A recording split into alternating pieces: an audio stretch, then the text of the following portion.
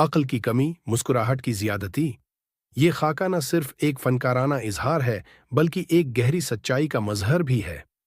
تصویر میں جیسے جیسے دماغ چھوٹا ہوتا جاتا ہے ویسے ویسے چہرے پر مسکراہٹ بڑھتی جاتی ہے۔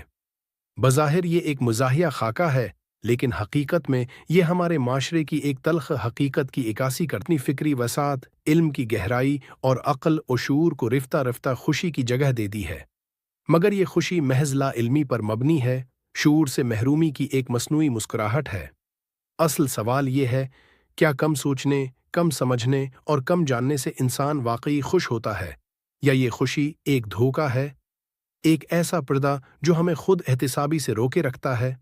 یقیناً زندگی میں بیلنس ضروری ہے۔